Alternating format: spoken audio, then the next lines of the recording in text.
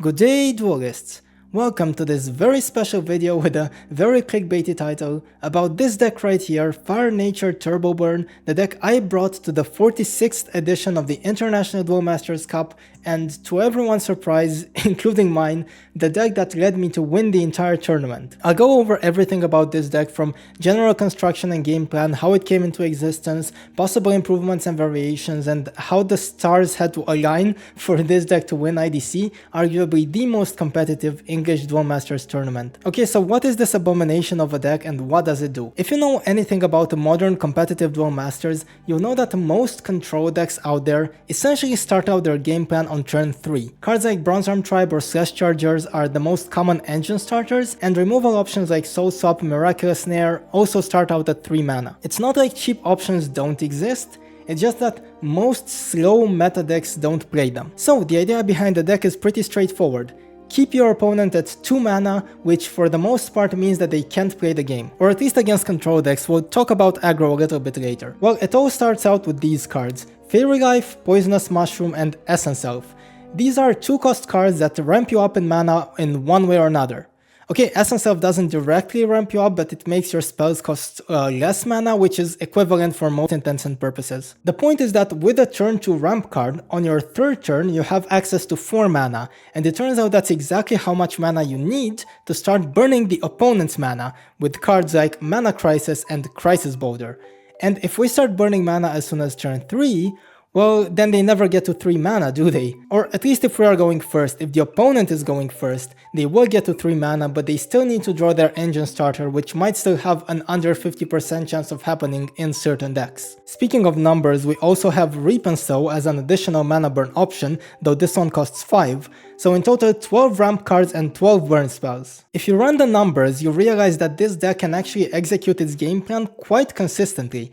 I won't do the exact calculations here, but if that is your thing, German Duel Masters did an in-depth analysis on the probabilities on their YouTube channel, and I'll link that in the video description. And the numbers are important. There have been many attempts at turbo burn lists in the past, but they always feel like they just try to do way too much stuff. I like to play those a lot against my girlfriend to torment her, and when I would get turn 2 ramp into turn 3 burn, I would just play solitaire and win, but when I wouldn't, the play pattern was just incredibly awkward and I would end up losing. So if that's the case, why not drop all of the extra clunky shit like Skysword File Fortress Shell and just fully focus on the early burn plan? Anyway, now that we understand how we can keep our opponent at 2 mana for a while, how do we actually win? Well, here's where the other half of the deck comes into play, our finishers. We are running 4 Bozar Dragons, 1 Sky Crusher, and 1 Aqua Deformer, together with 4 Soul Swaps which get them into play. Bozard is our main win condition, and it's easy to see why. It burns 1 mana every time it attacks, so if it hits the board while the opponent is at 2 mana, the opponent will be forever stuck at 2 mana and the duel is essentially over. At least as long as it doesn't run into a shield trigger. Sky Crusher is mostly here as a 5th Bozard, since raising the finisher count from 4 to 5 is quite significant. Compared to Bozard, it's both better and worse. It's better because it doesn't need to attack to burn mana, you just tap it, which means you no longer run the risk of running into triggers, so if this one hits the board, the win is pretty much guaranteed. You might think it's worse because it also burns your own mana, but honestly, that doesn't really matter. If your opponent can't play their cards, you can just stall out for 20 turns until you fill your board with mushrooms or elves or whatever. You'll eventually win no matter if you increase your own mana pool or not. No, the reason why it's worse is because it costs 7 instead of 6, and while at first that may not sound like a big deal, you have to realize that this deck must play a burn spell every single turn to keep up the pressure, and since you're also only drawing 1 card per turn, you don't really have that many spare cards to charge up to mana. As a consequence, the deck often caps out at 5 or 6 mana, which makes playing Sky Crusher difficult. Speaking of ramping up though, if you somehow manage to get enough mana, Aqua Deformer is the ultimate finisher of the deck. You'll notice that it's the only water card in there, so the only way to actually play it is via Soul Swap. But if you do manage to do it, you're not only burning 2 of your opponent's mana, but you're also adding 2 new cards to your own hand, which makes it easy to keep applying pressure or to follow it up with something like a Bozard, essentially ending the game on the spot. It's the ultimate high risk high reward card, and it's pretty much the only form of mid to late game pressure the deck presents. And that's an important point, because if you miss your momentum and your opponent starts to get at 4 or 5 mana, you've essentially just lost. Like, this is not a deck that can go into late game. This is just a deck that does early pressure and keeps up the early momentum, and that's it. In that sense, it's more like an aggro deck than anything else, although obviously it's not aggro in the sense that it wants to break as many shields as possible early on. Though on that note, in some games you aren't able to get into your finishers, or at least you don't have a clear path for doing so. And in such cases, it's oftentimes enough to just poke with your Essence Cells and Poisonous Mushrooms, slowly peeling off shields while casting burn spells. It's risky since 1 or 2 triggers can mark your defeat, but at the end of the day, it's something that you will have to do sometimes and that will win you some games if you do it correctly. And for our final cards, these are my half-assed attempt to hedge a little bit against aggro. I only had 6 deck slots to work with, so I had to pick some cards with maximum impact per deck slot, and after many experiments, I ended up with this set. 2 Apocalypse Vials are pretty self-explanatory, these are pretty much the best removal option that you have. And then we get into these final 4 slots, and let's talk a little bit about the aggro matchup since we're here. It's bad, but it's actually not all that horrible. Obviously the deck is meant to counter control, but there's 19 shield triggers in here, literally half the deck is triggers, so it's quite common to get 2, 3, maybe even 4 of them throughout the game. And while it's not the most impactful triggers, a couple of early Fairy Lives or Mana Crisis really do go a long way. You'll still lose more often than you'll win, but it's not hopeless. However, there is one very notable exception, and that is Fire Nature Rush, arguably the fastest aggressive deck out there and one of the most popular decks in the IDC meta. Not only does this deck run a grand total of 12 attacking 1-drops, which means you can never burn them out of playing creatures, but they also run Poisonous Mushroom, which is an absolute nightmare for our deck, as it is a pre-turn 3 ramp that also doubles down as an attacking body. This matchup was so bad that before these final 4 slots were fixed, I played tens of duels in testing and managed to win a grand total of 0. So back to these last 4 slots.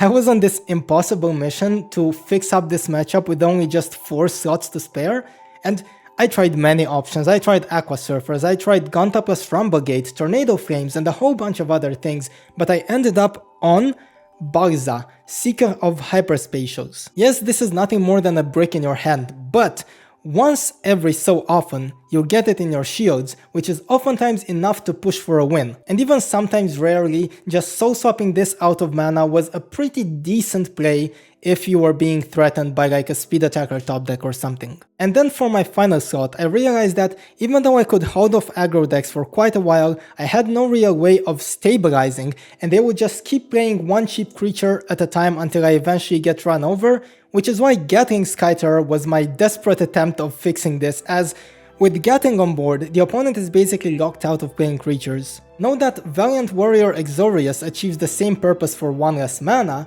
but it dies to Volcanic Arrows, a spell used in many aggressive decks which kinda defeats the purpose. Anyway, with all of my best efforts, would you guess what my win rate against FNrush jumped to in testing? Well, about 5 to 10%, which is better than 0% from before, but still horrible. But at the end of the day, that's just one matchup that I had to sacrifice for this deck to work, and if I get matched up against FNrush, it is what it is. Which leads me perfectly into how the stars aligned for me to win with this deck. So first of all, IDC is run in seasons of 5 tournaments, and as you can probably tell, IDC 46 was the first tournament of its season.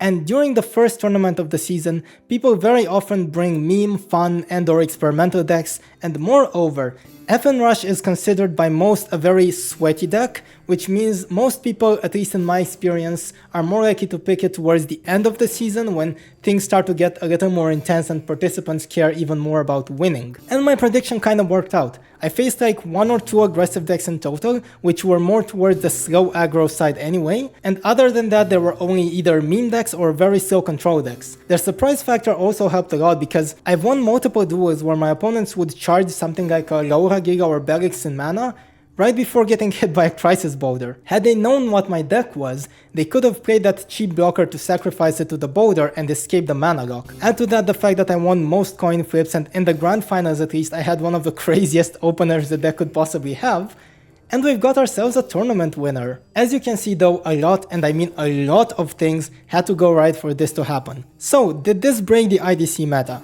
Well, I think it definitely proved that wacky decks can perform decently given the right circumstances and environments, but regrettably I don't think it will leave a long-lasting impact on the metagame. I myself wouldn't bring it to a tournament again, not with FN rush increasing in play rate as the season progresses, and especially not with the surprise factor gun. Or maybe that's all part of an evil plan to pull this deck out of my ass again later on down the line, who knows? I guess only time will tell. One final thing I wanted to touch on is deck variations and potential improvements, because I've tried a lot, and I mean a lot of different things before I ended up on this list. But honestly, German Duel Masters already did a great job on their channel covering this in their deck profile, so definitely go and watch that video if that's something that you're looking for. I especially like this version here. In my own water variations, I really insisted on playing Energy Stream because it's just so good with the Essence Elf. But I always ended up not having enough deck slots for other things, and the deck just felt worse to play. But cutting energy streams all together like this and just running Stra, which is an insane card in this deck, and the Surfer triggers to replace the Balzas and nothing more, makes a lot of sense. If I were to bring a similar deck to IDC again, I would probably play something similar to this list. And that's it. I mean, I could probably keep talking about this deck forever, but the video has to end somewhere, and I think this is as good a point as any. Let me know what you think about it. As always, I love reading all your comments. Until next time, duelists, take care.